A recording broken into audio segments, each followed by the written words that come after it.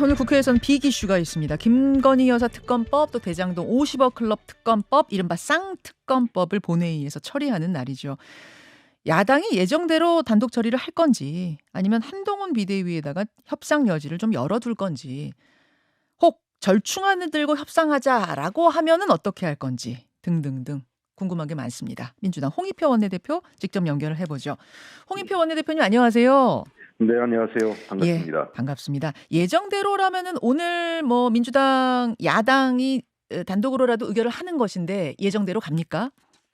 예정대로라기보다 제가 원칙적으로 말씀드리겠습니다. 예. 법대로 합니다. 법대로 갑니까? 예, 법대로 될 수밖에 없습니다. 국회법 절차가 네. 그렇습니다. 예. 제가 이제 이 질문을 왜 드렸냐면 이렇게 뭐 야당이 단독 처리를 하면 거대 야당 폭주다, 이런 프레임을 늘 여당이 제기를 하니까, 그래서 이제 예. 늘 가능하면 여야 합의 처리를 우선하는 거 아니겠습니까? 네네. 근데 이제 원래 있던 여당 지도부와는 합의가 뭐 불가능했어요. 근데 지금 한동훈 지도부가 새로 출범을 하기 때문에 혹시 합의를 다시 시도해볼 여지가 있는 건가, 이게 궁금했습니다. 그랬으려면 벌써 제안이 왔었어야 되고요. 음. 이미 그 시간이 많이 지났습니다. 이 법이 지금 논의된 지가 벌써 한 2년 가까이 되고요. 패스트트랙 절차에 따라서 상임위에서 180일, 법사위에서 90일 이렇게 지금 있었던 거거든요. 음흠. 그 본회의에서도 60일 있었고, 그러니까 그동안 단 한 차례도 내용에 대한 협의가 없었습니다. 여당 측에서요. 예. 그리고 한동훈 비대위원장이 뭐 사실상 지난주에 내정된 거 아니겠습니까? 예. 그랬다면 만약에 어떤 협상의 여지가 있었다면 이와 관련돼서 급하게라도 어떤 협상안을 자기가 생각하는 구상을 얘기하면 모르겠는데, 최근에 언론에서 흘러나오는 얘기는 청와대 대통령실에서 대통령이 뭐 격노했다든지, 실제 이관섭 대통령실 그 정책실장이 방송에 출연해서 이건 뭐 악법이라고 하면서 반대 의사를, 거부권의 의지를 밝혔거든요, 사실상. 예. 그러니까 협상을 하려는 내용은 전혀 없는 거죠. 그리고 한동훈 비대위원장이라고 하더라도 사실상 그 대통령의 뜻을 거스르면서 하기 어렵지 않을까 생각을 합니다. 결국은 당정대가 지금 수용 불가란 입장을 확실히 밝힌 상태에서 한동훈 비대위원장이 다른 선택을 하긴 어려울 거다라고 본다, 그 말씀이시고, 실제로 어제 오늘 연락 온 것도 없고요. 그렇습니다. 예. 한동훈 비대위원장하고 이재명 대표 상견례가 오늘로 잡힐 거다, 뭐 내일로 잡힐 거다, 어제 이야기가 오가다가 제가 최종 확인을 못했는데 최종적으로 어떻게 잡혔습니까? 저도 아직 그 얘기는 못 들었습니다. 아, 그렇습니까? 예, 예. 혹시 오늘 만날 가능성도 있나요? 글쎄요. 뭐 그거는 뭐 제가 뭐라고 단정을 짓지 못하겠습니다. 전혀 알지 못해가지고요. 아마 인사를 한번 오지 않을까 이런 생각을 하고 있는데, 그냥 의례적인 만남이기 때문에 큰 의미를 두진 않습니다, 저희들도. 설사 오늘 본회의 전에 두 당대표의 상견례가 있다 하더라도 거기서 극적 반전이 있거나 이럴 가능성은 없단 말씀이시군요. 그런 식으로 뭐가 반전이라고 그러지 않습니다. 이게 법과 관련돼서 지금 이 상태에서는 예. 법과 원칙을 어긋나서 할 수 있는 상황이 아닙니다. 알겠습니다. 조금 다른 얘기입니다만 이제 상견례 얘기가 나왔으니까 잠깐 짚고 갈게요. 어제 한동훈 비대위원장이 민주당에 공식 질문을 하나 던졌어요.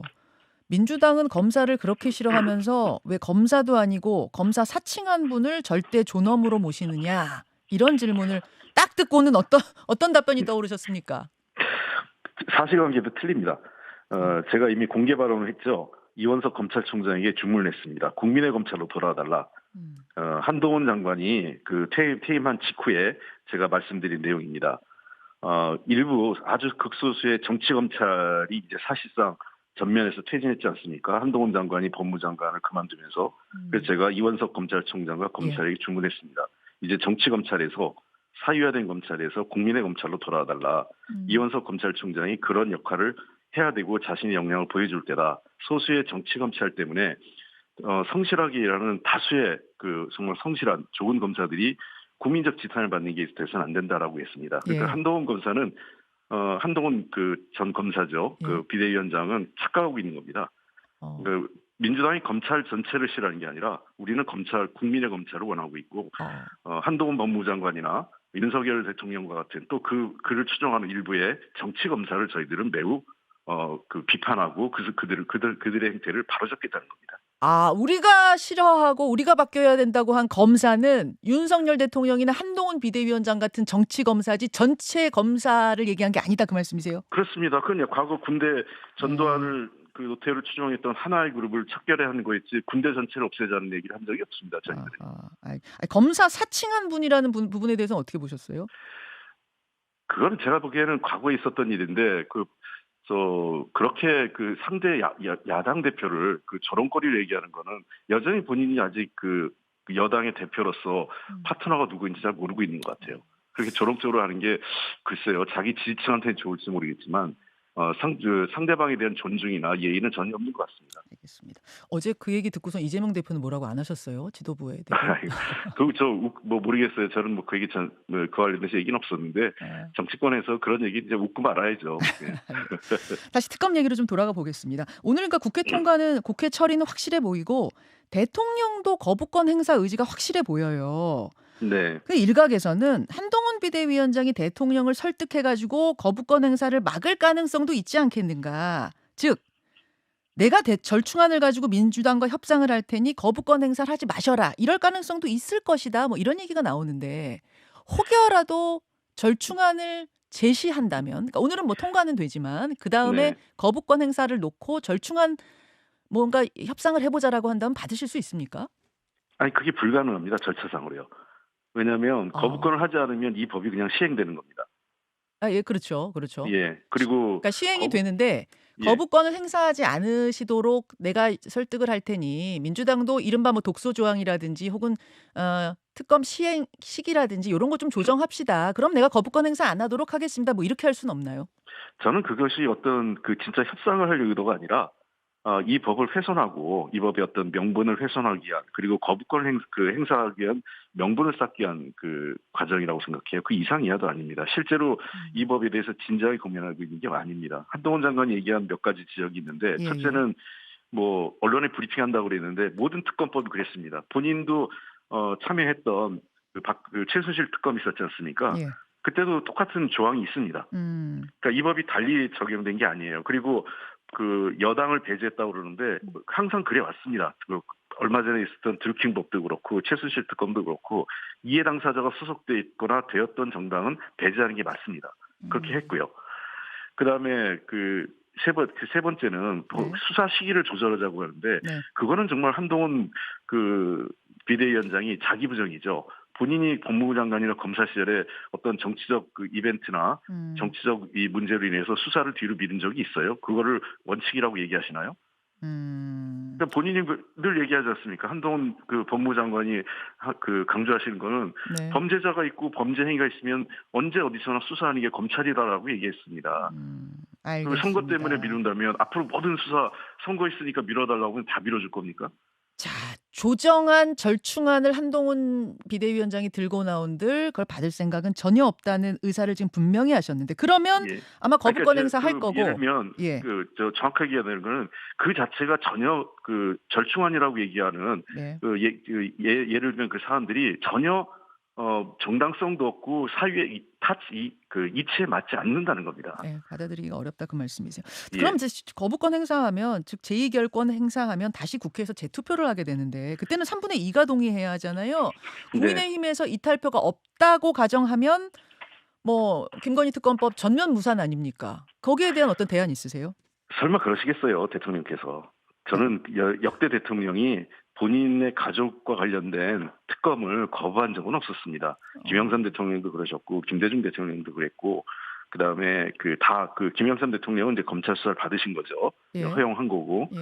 김대중 대통령도 수사를 받았고, 특검을. 음. 그다음에 심지어 이명박 대통령도 본인의 가족과 관련된 자신과 관련된 문제가 되니까 특검을 받았단 근데 말이에요. 그때는 다 여야 합의가 어쨌든 우여곡절 끝에 다 됐었거든요. 그래서 거부권 예. 행사 안 했는데 이번에는 합의가 안 된 채 같기 때문에 그것을 이유로 해서 거부권 행사 할 수도 있을 것 같은데. 뭐 하신다면 그거는 저 국민적 심판을 받으실 거라고 생각을 합니다.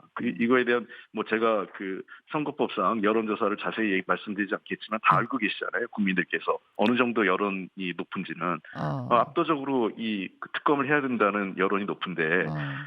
그것을 그 대통령의 정면을 거스린다? 음. 저는 국민을 이기는 권력은 없다고 생각합니다. 예. 그럼 김건희 특검법이 국회에서 무산되더라도 그러면 더 강력한 총선 심판론이 작동할 것이다. 이렇게 보고 계시는 거군요. 네, 그렇죠. 그리고 한동훈 비대위원장 역시 이것을 그 대통령께 받도록 설득하는 게 본인이 비대위원장으로서 혁신의 시작인데 역시 그냥 대통령 하자는 대로 따라가면 무슨 비대위원장입니까?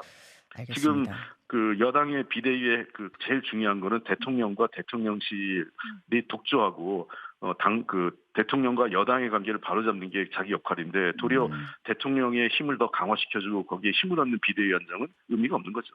그 홍익표 원내대표님 그 특검 열리면 김건희 여사 디올백 의혹과 관련해서도 특검이 수사할 수 있다고 보세요? 아니면 그쪽은 일절 불가한 건가요? 그거는 해석의 여지가 있습니다. 아마 그건 특검에 그 누가 되시느냐에 따라서 의지를 가지면 할 수도 있다고 생각을 합니다. 아 그래요? 이거 도이치모터스 주가 조작 사건 특검 아니에요? 도이치모터스 말 관련된 건데 예. 그 지금 여러 가지 그 내용 등을 보면 예. 추가적인 거에 대한 할 수는 있다고 생각하는데 거기에 대한 견해가 있습니다. 그래서 이 문제는 어. 특검이 되시고 나서 어허. 저는 이걸 뭐 강요하거나 이럴 생각은 없습니다. 다만 그냥 홍익표 원내대표가 해석하시기에는 그 여지를 열어둔 것이다라고 보세요. 뭐 가능할 수도 있지 않겠냐라는 그 해석을 하시는 분들이 있더라고요. 그 저 예. 법조인 중에서 또 안 된다는 분도 계시고 그래서 그것은 이후 특검이 되신 분이 법적인 문제를 따져가면서 판단할 문제이기 때문에 뭐 저는 그것이 알겠습니다. 뭐 된다 안 된다를 예, 제가 예. 단정적으로 말씀드리고 싶지는 않습니다만 가능할 수도 있겠구나라는 생각을 다른 법조인을 통해서 들었습니다. 이 부분도 굉장히 중요한 포인트여서 제가 질문 드렸고 당 얘기로 좀 넘어가겠습니다. 이낙연 전 대표의 최측근인 남평호 전 실장이 어제 대장동 제보, 경선 당시에 대장동과 관련된 제보 그거 내가 한 거 맞다 기자회견했습니다. 뭐 그동안에도 거의 사실이 소문으로 다 전해져 오긴 했습니다만 이렇게 내가 맞다고 기자회견까지 한 거 이건 어떻게 보셨어요? 글쎄요, 저도 그때 이낙연 대표 캠프에 있었기 때문에 후보 캠프에 아 그러셨네요. 예. 그래서 이 내용은 전혀 뭐 저는 몰랐습니다. 누가 제보를 했다라는 게 자꾸 이제 일부 언론에서 흘러나왔을 때 예. 저희도 그 확인을 했죠. 저도 몇 명한테. 예. 그랬더니 뭐 다들 아니라고 그러셔가지고 심지어 이제 몇 분은 우리가 그런 걸 왜 하냐 다 이렇게 얘기해서 저는 일종의 약간 뭐 음모론이나 또는 우리에 대한 네거티브 정도로 생각을 했어요. 아 이낙연 캠프에 대한. 아니 홍 원내대표님 그 당시에 캠프에서 중책 맡으셨는데 예. 핵심이었는데도 진짜 모르셨다고요? 네, 진짜 몰랐습니다. 언제까지 언제 아셨어요 그러면? 저도 최근에 알았습니다. 이거 이 발표 이 얘기가 나오면서 수소문을 했더니 뭐 남평호 어. 위원장이 했다라는 얘기를 한 지난주 정도에 제가 들었어요. 예. 그 캠프에서 그럼 남평호 실장 혼자 판단으로 진짜 이렇게 했다고 보시는 거예요? 글쎄 그건 저도 정확히 모르겠습니다만 음. 이거는 굉장히 뭐 다수가 공유했던 내용은 절대 아니었습니다. 그래요. 그리고 실제로 저는 그때 이제 정책 담당을 했기 때문에 예. 뭐 전략이나 공보 이런 쪽하고는 뭐 크게 정보를 공유하지도 않았기 때문에 근데 실제로 제가 그때 좌장급이었던 서른 의원님이나 네. 뭐 또 굉장히 이런 정보를 잘 알고 있는 윤영찬 의원한테 확인을 했을 때도 네. 두 분 다 전혀 모른다고 얘기를 했었거든요. 어쨌든 어제 이제 기자회견을 남 실장이 하면서 이게 확실한 작별 선언 아니겠느냐, 확실한 마침표 아니겠느냐 이런 얘기 나오는데 어떻게 보십니까? 뭐 꼭 그렇게까지 단정적으로 하고 말씀드리고 싶진 않지만 어쨌든 조금 당내에 좋은 분위기는 안 되겠죠. 이로 인해서. 그렇죠. 그렇죠. 이 부분에 대해서는 좀 말을 아끼시네요.